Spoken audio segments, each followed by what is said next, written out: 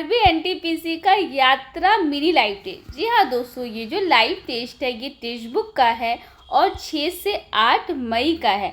लेकिन इसका रिजल्ट जो है वो आज आया है, मतलब 10 मई को आया है। पता नहीं टेक्स्ट बुक वाले क्यों नहीं पब्लिश कर रहे थे, हो सके कुछ टेक्निकल इशू हो। तो खैर हमें वो सब छोड़ के देखना है कि हमने ये जो टेस्ट था वो अटैम्प्ट किया था और इसमें जो हमारे करेक्ट हुए थे उसमें मतलब हमारे 36 करेक्ट हुए थे और जो रॉन्ग थे इसमें मेरे पहली बार हुए कि मेरे रॉन्ग नहीं हुए हैं, वो भी बहुत सोच समझ के चलने के बाद। तो अगर रैंक के बारे में बात कर लिया जाए तो इसे लगभग 10,000 लोगों ने अटैम्प्ट किया था, जिसमें से मेरे रैंक 42 बने थे और मार्क्स तो आप देख ही रहे हैं। अगर लीडर बोर्ड के बारे में बात किया जाए तो जो टीपू हैं इनके 40 में 40 आए हुए हैं। खैर इनसे हमें मोटिवेशन लेना है और अपने सेट में इम्प्रूव करते रहना है। और ये मार्क्स देख के बहुत खुश नहीं हो जाना है कि यार मैंने तो बहुत अच्छा कर लिया, नहीं, हमें डेली इम्प्रूवमेंट पे काम करना है, अपने वीकनेस पे काम करना है और हमें जो भी जीके का सेक्शन होता है उसे बहुत अच्छा करने की ज़रूरत है। क्योंकि हम जानते हैं कि आरआरबी एनटीपीसी में जो जीके होते हैं वो 40 नंबर के पूछे जाते हैं और 40 नंबर लाने के लिए उसके आसपास तक पहुंचने के लिए हमें काफ़ी मेहनत करनी पड़ती है। हमें उनके टॉपिक ध्यान से पढ़ने होते हैं, हमें ये देखना होता है कि हमने कोई जो क्वेश्चन थी हमें ये देखना होता है कि हमने कोई सिली मिस्टेक तो नहीं कर दिया ना, और जो अगर क्वेश्चन हमने बनाए हैं वो तुक्का अगर लगाए तो वो तुक्का सही हो गया क्या, अगर वो तुक्का हमने लगाया तो वो गलत हो गया क्या। इन सभी चीज़ों को हम लोग देखते हैं, एनालाइज करते हैं और उसे याद करते हैं कि अगर वो नेक्स्ट सेट में आए, इवन एग्ज़ाम में आए तो हम उसे कर पाएँ। तो चलिए वीडियो की शुरुआत करते हैं। तो पहला क्वेश्चन है, अपने समय की सबसे बड़ी कृत्रिम झीलों में से एक भोपाल झील का निर्माण किस शताब्दी में हुआ था। तो जो भोपाल झील है उसका निर्माण 11वीं शताब्दी में हुआ था। तो हमको इसका आइडिया नहीं था, लेकिन पता नहीं को लग रहा था ये सेट में आया हुआ है, लेकिन वो याद नहीं आ रहा था, इसका हम रिस्क नहीं लिए। तो अपने समय की सबसे बड़ी कृत्रिम झीलों में से एक भोपाल झील का निर्माण किस शताब्दी में हुआ था। तो 11वीं शताब्दी में हुआ। तो भोपाल को अगर रिलेट किया जाए तो यहाँ भोपाल को पाला रहा है, पालना पोसना, हम लोग बोलते हैं ना, पालना पोसना, नरिश करना, बच्चे का लालन पालन करना। तो 11वें एक लोग, एक को 11 को हम लोग क्या बोलते हैं, एक लोग चाहते हैं ना कि हम अच्छे से अपने बाल बच्चे का पालन करें या फिर अपना जो देश है, अपना जो राज्य है उसका पालन पोषण अच्छे से हो जाए, ऐसे हम लोग रिलेट कर लेंगे। तो ये जो कृत्रिम झीलों में से एक भोपाल जैसे आ जाएगा, हम लोग बोलेंगे भोपाल झील का निर्माण कब हुआ था, तो एक लोग ने मिलके किया था, उसका पालन पोषण किया था, तो 11वीं शताब्दी, ऐसे हम रिलेट कर लेंगे। बहुत ही कोई यूनिक ट्रिक नहीं होता, बस हमें याद कर लेना है। नीचे दिया गया कि भोपाल झील, जिसे ऊपरी झील या भोजताल के नाम से भी जाना जाता है, इसे किस नाम से जाना जाता है, तो ऊपरी झील या भोजताल के नाम से जाना जाता है। यह भारत के मध्य प्रदेश राज्य की राजधानी भोपाल में एक बड़ी कृत्रिम झील है। इसका निर्माण 11वीं शताब्दी में राजा भोज के शासनकाल के दौरान कराया गया था और उन्हीं के नाम पर रखा गया है। राजा भोज परमार वंश के एक विद्वान राजा थे, जिनमें साहित्य विज्ञान में उनके योगदान के लिए जाना जाता है। पूछिएगा कि जो राजा भोज है वो किस वंश के थे, तो परमार वंश के थे। स्थानीय लोक कथाओं के अनुसार उन्होंने अपने त्वचा रोग से पीड़ित होने के उपचार के लिए झील की स्थापना की। ऐसा भी बोल सकता है कि किस राजा ने त्वचा रोग से पीड़ित होकर एक झील की निर्माण करवाई थी, तो राजा भोज ने करवाई थी। परिणाम स्वरूप राजा ने बेतवा नदी के प्रवाह को रोकने के लिए एक विशाल मिट्टी के बांध बनाने का आदेश दिया, जिसका परिणाम स्वरूप भोजताल का निर्माण हुआ।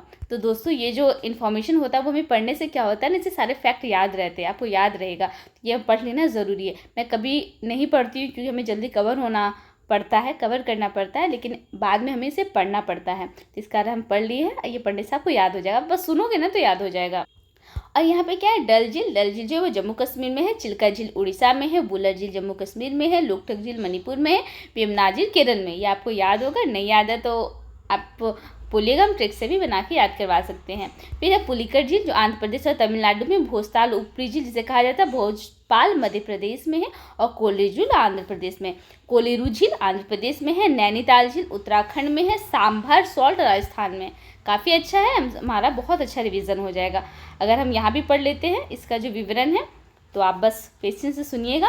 डल झील जो है, जो जम्मू कश्मीर में है, अपने शिकारा और हाउस बोट और प्राकृतिक सुंदरता के लिए प्रसिद्ध है। हम लोग जानते हैं कश्मीर, लेकिन ये सब घटना तो हुई है, ये सबको पता होगा आपको। इसे प्राय कश्मीर का मुकुट या नगीना कहा जाता है, किसको, डल झील को कहा जाता है। फिर है चिल्का झील, भारत में खारे पानी की सबसे बड़ी झील, यह अपनी जैव विविधता के लिए जानी जाती है, एक महत्वपूर्ण आर्द्रभूमि और पक्षी अभ्यारण्य है। हम लोग जानते हैं कि जो चिल्का झील है वो आर्द्रभूमि में शामिल है। वुलर झील एशिया की सबसे बड़ी मीठे पानी झीलों में से एक है वुलर झील। अगर आपको याद होगा तो एक क्वेश्चन आया हुआ था आयतन के अनुसार से विश्व की सबसे मीठी पानी की झील, है ना, तो वहाँ पे हो जाएगा बैकाल झील। याद होगा तो हमने आज ही डिस्कशन किया था, बैकाल झील था और हम वहाँ पे शायद सुपीरियर झील लगाए थे तो वो गलत था, तो यहाँ मीठे पड़े ना, तो वो क्वेश्चन याद आ गया। तो एशिया के सबसे बड़े मीठे पानी की झीलों में से एक है, यह मछली और वन्यजीवों के महत्वपूर्ण आवास है। चलो बढ़िया बात है। फिर है जो लोकतक झील है, यह इसके ऊपर तैरने वाली फुमदी, ठीक है, फुमदी के लिए प्रसिद्ध है। विश्व का एकमात्र तैरता हुआ हम जानते हैं कि वो लामजाओ है, ठीक है। फिर है केरल में भारत की सबसे लंबी और केरल की सबसे बड़ी, पूछेगा कि भारत की सबसे लंबी झील कौन हो जाएगी, तो वेम्बनाड हो जाएगी। वही खारे पानी की झील बोलेगा तब हम लोग का जाएगा चिल्का हो जाएगा।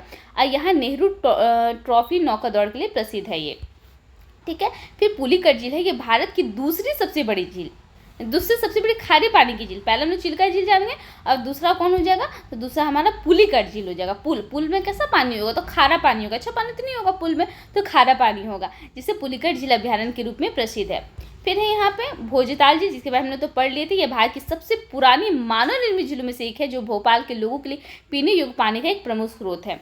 फिर यहाँ पे आपको मिल रहा है कोलरी झील, यह भारत की सबसे बड़ी मीठे पानी की झीलों में से एक है। यह कृष्णा और गोदावरी डेल्टा के बीच स्थित है और एक प्रमुख पर्यटक आकर्षण है। नैनीताल के लिए लोकप्रिय हिल स्टेशन में स्थित मीठे पानी की जलाशय है, ठीक है। फिर जो नीचे दिया हुआ है एक और सांभर झील, जो भारत की सबसे बड़ी अंतर्देशीय नमक झील है। अंतर्देशीय बोल दिएगा तो ये सांभर झील है, जो नमक उत्पादन के लिए प्रसिद्ध है। तो दोस्तों हमने पढ़ लिया, बहुत अच्छे से हमारा रिवीजन हो जाएगा, इसे हमें छोड़ना नहीं था, ये बहुत इंपॉर्टेंट होता है, हमने पढ़ के इसे कंप्लीट कर लिया है। फिर है अ फेमस 5 द्वारा लिखित साहसिक उपन्यासों का एक सेट है। अब फेमस 5 है, ये साहसिक उपन्यास है, किसका सेट है, तो हमको एकदम आइडिया नहीं था, तो इसका आंसर था एनिड बेलीटीन। हम करते भी तो हम रुडयार्ड किपलिंग पे टिक कर देते, क्योंकि हमको एक नाम वहीं आ रहा था, लेकिन हम छोड़ दिए, एकदम हमको पता नहीं था। अब फेमस 5 एनिड बेलीटन, एनिड बेली, तो इसे रिलेट कर लेते हैं। जो हम लोग बेलीटन, हम लोग बेली डांस सुनते हैं ना, बेली डांस, तो ये फेमस 5, जो 5 लोग मिलके क्या करते थे ना, वो बेली डांस करते थे और वो फेमस हो गए। हम लोग देखते हैं कि डांस वगैरह सब बहुत देखते हैं, उससे लोग फेमस हो जाते हैं। तो जो फेमस 5 थे वो कौन डांस से फेमस हो गए थे, बेली डांस से। एनी लोग थे, वो एनी भी मतलब नॉर्मल पर्सन थे, लेकिन वो बेली डांस करके क्या हो गए, फेमस हो गए। तो अब फेमस 5 तो एनिड बेलीटन, इस तरह पढ़ लेंगे तो आपको याद रह जाएगा। बाकी नीचे दिया गया है, थोड़ा सा हम लोग रुडयार्ड किपलिंग के बारे में देख लेते हैं, उनका जन्म, ठीक है। इनका कृति देखिए, जंगल बुक, डायलॉजी, ये जो है रुडयार्ड किपलिंग का है। किम है, द जस्ट सो स्टोरीज और the man who will be king सहित कई छोटी कहानियाँ शामिल हैं। फिर है कौन सा भारतीय वित्तीय संस्थान शेयर बाजार में निवेशकों की सुरक्षा करता है, जो निवेश करता है उसका सुरक्षा करता है।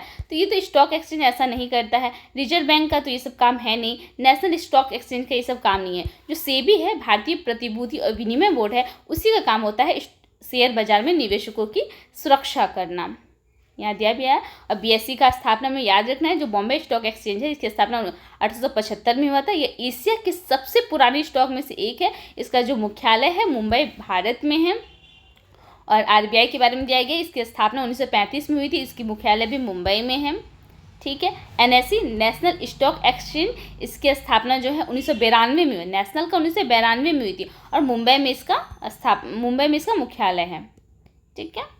और सेबी के बारे में तो दिया ही ऊपर है। सेबी जो है ये 1988 में इसको क्या किया गया था, बनाया गया था। एक क्या है, एक नियामक निकाय है, बाकी और इसके बारे में नहीं दिया है। सेबी का मुख्यालय कहाँ है आपको बताना है।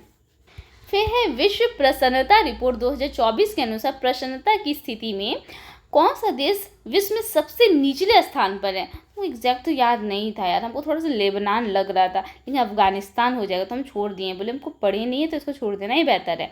तो जो फिनलैंड जो होता है वो सबसे प्रश्न में आता है हमेशा, फिनलैंड, उसके बाद कौन दिया, डेनमार्क, फिर आइसलैंड, फिर स्वीडन। हमें 4 याद कर लेना है, फिनलैंड, डेनमार्क, आइसलैंड, स्वीडन। और सबसे कम बोलेगा तो अफगानिस्तान, वहाँ प्रश्न नहीं है, लोग गाना नहीं गाते, वहाँ अफगानिस्तान है ना, वहाँ लोग गाना नहीं गाते हैं, एकदम गुस्से से रहते हैं। लोग गाना गाते हैं, सुनते हैं तो हम लोग प्रसन्न रहते हैं, तो ऐसे हम लोग रिलेट कर लेंगे। फिर है ओलंपिक के छल्ले पहली बार सार्वजनिक रूप से प्रस्तुत किए गए थे। तो कहीं ना कहीं जो एक्सप्लेनेशन होता है उसमें पढ़े हुए थे, इसका हमको क्यों लग रहा था ये 13 होना चाहिए, तो हम सोच समझ के बोले नहीं यार 13 पे टिक कर दो, इंस्टिंक्ट आ रहा है अंदर से कि 13 सही हो जाएगा। तो ये हम लोग को इस कारण जो नीचे एडिशनल होता है वो पढ़ना जरूरी हो जाता है। जाता है। 1913 में पहली बार ओलंपिक छल्ले को सार्वजनिक रूप से प्रस्तुत किया गया था। एक सफ़ेद पृष्ठभूमि के में केंद्र में 5 छल्ले नीले, पीले, काले, हरे और लाल। पूछा जाएगा कितने कलर होते हैं, कोई भी कलर दे देगा और उसको एक ऑप्शन दूसरा दे देगा। तो मैं याद रखो नीला होता है, ये नीला हो गया, फिर पीला हो गया, फिर काला हो गया, फिर हरा हो गया, फिर लाल हो गया। ये फिगर हम दिमाग में रहेगा तो हो जाएगा। लेकिन ये जो होगा वो किसको प्रदर्शित करता है, ये देखे होंगे आप लोग सेट में कि पूछता है कि जो ओलंपिक का जो छल्ला होता है वो किसको प्रतिनिधित्व करता है। तो ये 5 महाद्वीपों को करता है, जिसमें एशिया, अफ्रीका, अमेरिका, ऑस्ट्रेलिया और यूरोप है। और कौन सा देश किस कलर को प्रदर्शित कर रहा है। तो यूरोप नीला, यूरोप को हम लोग क्या बोलते हैं, आरोप। किसी पर आरोप मत लगा दो, नहीं तो वो नील पड़ जाएगा। बोले एकदम नील पड़ गया, सुन पड़ गया, कोई सच्चा इंसान उस पर आरोप लगा देंगे वो क्या हो जाएगा, नील पड़ जाएगा। फिर एशिया, हम लोग एशिया वाले लोग, हम लोग जानते हैं एशिया कॉन्टिनेंट में भारत आता है। हम लोग क्या कुछ भी शुभ चीज़ होता है तो पीला पहन लेते हैं, हल्दी भी पीला पहन लेते हैं। तो एशिया पीला, जैसे सोचेंगे एशिया में लोग ज़्यादा कौन सा ड्रेस पहनते हैं, कौन से कलर का ड्रेस, पीला। यूरोप बोला आरोप लगा दोगे तो नील पड़ जाएगा। अफ्रीका तो काला, अफ्रीका तो काला। किसी लोग को काला अगर ड्रेस नहीं पसंद है, बोले मुझे फ्री का भी काला कलर का कपड़ा मिल जाए तो मैं नहीं पहनूंगा। हम सबको तो बहुत पसंद होता है, लेकिन अगर किन्हीं को पसंद नहीं है कि नहीं मुझे फ्री का भी अगर काला मिल जाएगा तो हम नहीं पहनेंगे, तो ऐसे हम रिलेट कर लेंगे। नीला हम लोग क्या बोले, यूरोप, आरोप मत लगा दो यार वरना नील पड़ जाएगा। एशिया के लोग पीला पहनते हैं, अफ्रीका बोले फ्री का भी मिल जाएगा ना, वो काला कलर का कपड़ा नहीं पहनेगा। फिर ओशनिया, या ओशनिया को ऑस्ट्रेलिया कहते हैं, तो हरा। ऑस्ट्रेलिया को हमेशा हम लोग आस से बोलते हैं किसी से आस लगाना, होप करना। तो हरा बोलेंगे ना कि हम लोग हमेशा आस बना के रखते हैं कि हम लोग हरियाली बना के रखेंगे। और अमेरिका क्या रहता है, गुस्सा में लाल रहता है। तो एक बार हम एकदम मन में सोचिए कि हम लोग क्या क्या बोले। सबसे पहले हम लोग बोले नील पड़ जाना, तो यूरोप बोले आरोप लगाएगा तो वो नील पड़ जाएगा, हम बिल्कुल देख नहीं रहे हैं। फिर था एशिया में पीला था, ठीक है, एशिया वाले लोग पीला पहनते हैं। एशिया हो गया, यूरोप हो गया। फिर अफ्रीका में था काला, बोले ना फ्री में ना हमको काला भी कपड़ा पहने दो, हम नहीं पहनेंगे। ये हो गया 3 हो गया। फिर अमेरिका में था आपका लाल, वो गुस्से में लाल हो जाता है। रिकॉर्ड कौन था, ऑस्ट्रेलिया, आज था कि हम हरियाली बना के रहेंगे, तो ऐसे में याद हो जाएगा। फिर है भारतीय अंतरिक्ष अनुसंधान संगठन इसरो द्वारा अपने 2024 सक्रिय अंतरिक्ष विज्ञान कार्यक्रम के लिए घोषित स्टार्ट का पूर्ण रूप क्या है। अगेन सेट में आया हुआ था, तो हम इसको इंग्लिश से याद किए थे क्योंकि थोड़ा फुल फॉर्म होता है ना, तो इंग्लिश से याद करने में सही रहता है। स्टार्ट, तो एस से स्टार्ट, तो एस से क्या होगा, स्पेस सब में था। टी से क्या होगा, स्पेस साइंस हो जाएगा। और टी से टेक्नोलॉजी, सब में टेक्नोलॉजी, 2 में नहीं था तो हम लोग खत्म कर दिए। तो स्पेस साइंस एंड टेक्नोलॉजी, ठीक है। ए से अवेयरनेस ट्रेन, थोड़ा सा वो ये भी लगा था एप्लीकेशन तो नहीं ना था, फिर से नहीं यार एप्लीकेशन नहीं था। तो space science and technology awareness training, science का और टेक्नोलॉजी का क्या देगा, अवेयरनेस ट्रेनिंग मिलेगा। तो इसी को हम लोग स्टार्ट कहेंगे, यही स्टार्ट का फुल फॉर्म है। हिंदी में देखेंगे तो अंतरिक्ष विज्ञान और प्रौद्योगिकी जागरूकता प्रशिक्षण, और नीचे दिया गया है तो इसके बारे में हम लोग पढ़ सकते हैं। फिर है जीवाश्म ईंधन के जलने से होने वाले प्रदूषण को कम करने के लिए तरीके की पहचान करें। तो दहन प्रक्रिया की दक्षता में, जो दहन है उसकी प्रक्रिया, उसकी दक्षता में वृद्धि कर देंगे तो प्रदूषण जो होगा वो कम हो जाएगा। फिर है अगेन फुल फॉर्म पूछा गया है, तो मार्च 2024 में प्रधानमंत्री नरेंद्र मोदी द्वारा उद्घाटन किए गए पोर्टल पीएम सूरज का फुल फॉर्म क्या है। तो पीएम सूरज है, तो अगेन हम लोग इंग्लिश यहाँ पे करेंगे। तो इंग्लिश अगर हम लोग करेंगे तो देखेंगे एस, सबसे पहले प्रधानमंत्री है, ठीक है। एस से क्या होगा, एस से सोशल नहीं, सस्टेनेबल नहीं, सामाजिक हो जाएगा, तो सामाजिक। फिर यू से क्या हो जाएगा, उत्थान, सामाजिक उत्थान एंड रोजगार आधारित जन कल्याण। ये नहीं है कि इंग्लिश में तो उसका कुछ मीनिंग बदल जाएगा, तो हमें याद रखना है प्रधानमंत्री सामाजिक उत्थान एंड रोजगार आधारित जन कल्याण। वे है निम्नलिखित में से कौन सा अशोक के शासन के तहत एक प्रांतीय राजधानी थी। तो अशोक के शासन के तहत एक प्रांतीय राजधानी थी तो तक्षशिला और उज्जैन। जो तक्षशिला और उज्जैन थी ये इसकी प्रांतीय राजधानी थी। तो एग्जैक्ट हमको याद नहीं आ रहा था, फिर सोचे यार दोनों हो सकता है, तो हम 22 सेकेंड सोचे तब जाकर हम टिक कर पाए थे। मौर्य सम्राट पाटलिपुत्र में शाही राजधानी के साथ 4 प्रांतों में विभाजित था। अशोक के शिलालेखों से 4 प्रांतीय राजधानियों के नाम इस प्रकार है, तोसाली पूर्व में, उज्जैन पश्चिम में, सुवर्णगिरी दक्षिण में, तक्षशिला उत्तर में। तो थोड़ा सा इसे रिलेट कर लेते हैं। तो साली होती है ना, किन्हीं की भी साली है, तो पूर्व में, तो उन्हें पूर्व में शादी से पहले पता चल जाता है कि उनकी कितनी शाली हैं, ऐसे हम लोग रिलेट कर लेंगे। उज्जैन को पश्चिम को हम लोग पछताने से, हम लोग होते हैं ना बहुत बार पछताते हैं, रिपेंट करते हैं, बोले हम जन ही पछताते हैं, तो पश्चिम में। सुवर्णगिरी तो दक्षिण में, तो स्वर्ण, किसी को भी देखते हैं कि वो स्वर्ण दक्षिणा में देख रहा है, तो नहीं देखते हैं। दक्षिणा में लोग जो है या फिर बहुत लोग दयावान हैं, बहुत क्या बोलते हैं हम लोग, फिलैंथ्रोपिस्ट पर्सन ना, इस तरह के पर्सन जो होते हैं वो क्या होते हैं, दक्षिणा में क्या दे देंगे, स्वर्ण भी दे देंगे। फिर है तक्षशिला। तक्षशिला हम लोग जानते हैं विश्वविद्यालय था, वहाँ पे लोग बच्चे पढ़ के क्या देते थे, तो उत्तर देते थे। फिर से हम बोलते हैं सबसे पहले साली आ जाएगा, तो साली, तो हम लोग बोलेंगे साली, उसे पूर्व ही पता चल जाएगी मैंने कितनी साली है। उज्जैन, जैन लोग जो होते हैं वही लोग पछताते हैं, पश्चिम को पछताना बोलेंगे। सुवर्णगिरी बोले तो स्वर्ण ना, दक्षिणा में कोई स्वर्ण नहीं देना चाहते, या दक्षिणा में कोई स्वर्ण दे देते हैं। फिर तक्षशिला, तक्षशिला को बोले तक्षशिला विश्वविद्यालय था, वहाँ पे लोग उत्तर देते थे। या फिर इसे भी बोल सकते हैं कि शीला, शीला नाम की कोई लड़की है, वो उन्हें वो तुरंत उत्तर दे देती है, तो तक्षशिला उत्तर में। फिर है निम्नलिखित में से किस राज्य में जन्म के समय सबसे अधिक जीवन प्रत्याशा है, तो जन्म के समय सबसे अधिक जीवन प्रत्याशा ये किसका हो सकता था, तो केरल का हो सकता था। तो जन्म के समय जीवन प्रत्याशा उन वर्षों की औसत संख्या होती है जो एक नवजात शिशु जीने की उम्मीद कर सकता है।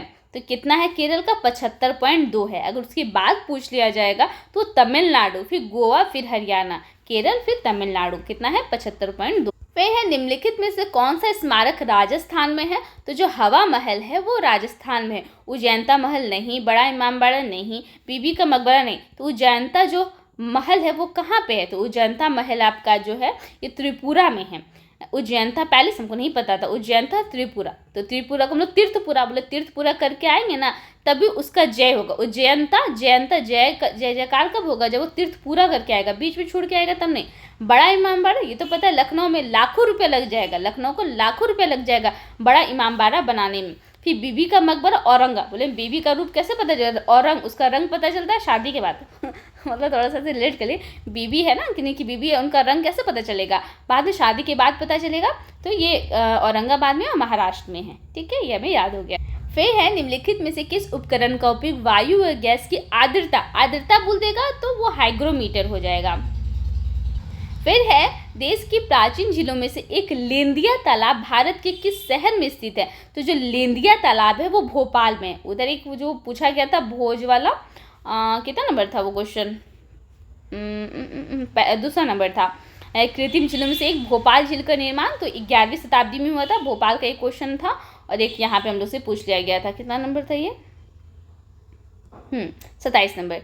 देश के प्राचीन झीलों में से एक लेंदिया तालाब भारत के किस शहर में, एकदम पता नहीं था यार, तो लेंदिया, तो भोपाल, भोपाल को हम लोग क्या बोलते हैं, पालने से, लेंदिया, जो पालन पोषण करते हैं, माँ बाप बाल बच्चे का पालन पोषण करते हैं, तो लेंदिया वो उसको ले देते हैं, जो बच्चा को चाहिए वो उसको ले देते हैं ना, तो लेंदिया, ले दिए, जो मेरा पालन पोषण की ना, मुझे वो हर चीज़ ले दिए, तो भोपाल, ऐसे हम लोग याद कर लेंगे। और नीचे क्या, भोपाल में लगभग 14 झीलें हैं, ऊपरी झील, निचली झील, शाहपुरा झील, नवाब सिद्दीकी हसन तालाब और मोतिया तालाब। फिर है मुगल बादशाह अकबर ने किस वित्त मंत्री ने दहसाला नामक कराधान प्रणाली की शुरुआत की थी, तो दहसाला किसने की थी, तो राजा टोडर मल। दहसाला, साला, साला क्या होता है, साला, अपना साला को डर लगता है अपनी जीजा से, ऐसे रिलेट कर सकते हो आप लोग, कुछ और मत समझिएगा, बस रिलेट करने के लिए। दहसाला, साला को किससे डर लगता है, तो अपनी जीजा से, या कुछ भी हो तो डर, टोडर मल, नाम को नहीं पता, बस हम रिलेट कर लेते हैं, मुझे याद रह जाए। और क्या है, इसके जो राजा टोडरमल है, इसने सभी कृषि भूमि को 4 श्रेणियों में विभाजित की थी, पोलज, परती, चाचर और बंजर। किसमें पूछता है, कितने में विभाजित की थी, तो 4 में, पोलज, परती, चाचर और बंजर। फिर है ताजमहल आगरा शहर में डैश नदी के तट पर, तो ये तो यमुना नदी के तट पर स्थित है ताजमहल, और ये जो है ना सफ़ेद संगमरमर का मकबरा है, और दक्षिणी तट पर स्थित हाथीदांत, ठीक है। फिर 1632 से मुगल सम्राट शाहजहां द्वारा कराया गया था, और ताजमहल को जो यूनेस्को में 1983 में विश्व धरोहर स्थल में इसे नामित किया गया था। बाकी ये सब नीचे दिया गया है। फिर है मॉर्स और मार्केशिया निम्नलिखित में से किसके अंतर्गत आते हैं, तो ये बायो का है, बहुत इंपॉर्टेंट टॉपिक हो जाता है ये, ठीक है, इंपॉर्टेंट टॉपिक हो जाता है। तो ब्रायोफाइटा, तो इसे रिलेट कर लेते हैं। ब्रायो को हम लोग बोल दे ब्रायो, तो बायो, ब्रायो तो बायो, जो है हम लोग बायो पढ़ते हैं। मॉस, हम लोग मॉस के बारे में, ये सब के बारे में किस में पढ़ते हैं, बायो में पढ़ते हैं। और मार्केशिया, बायो में हम लोग चाहते हैं कि हमारा मार्क्स अच्छा है, मार्केशिया हम लोग का मार्क्स अच्छा है, तो ब्रायोफाइटा, ये ज़्यादा से ज़्यादा मार्क्स हम किस में ला सकते हैं, साइंस वाले में, तो बायो में, ऐसे रिलेट कर लेंगे। तो दोस्तों ये हमारा मिनी लाइव टेस्ट का डिस्कशन कंप्लीट होता है। हमने सिर्फ जीके सेक्शन का डिस्कशन किया और जो भी हुआ हम लोग उसे ट्रिक से याद किए, बहुत अच्छे से हमने एक्सप्लेनेशन भी पढ़े। तो ये कैसी वीडियो लगी आप ज़रूर बताना। अगर आप चाहते हैं कि हम फुल वीडियो सॉल्यूशन करें जिसमें मैथ और रीजनिंग भी हो तो आप प्लीज़ बताना, हम फुल वीडियो सॉल्यूशन भी लेके आएंगे। ये आपके लिए भी बहुत हेल्पफुल होगा और मुझे भी अच्छा लगा, मुझे भी अच्छा लगेगा आप लोग से डिस्कशन करने में। तो खैर तब तक के लिए आप ये बता दीजिए कि ये वीडियो कैसी लगी, आपको कुछ बेनिफिट हुआ है या नहीं। और मेरे चैनल को लाइक कीजिए, सब्सक्राइब कीजिए और शेयर कीजिए। यहाँ तक देखने के लिए शुक्रिया।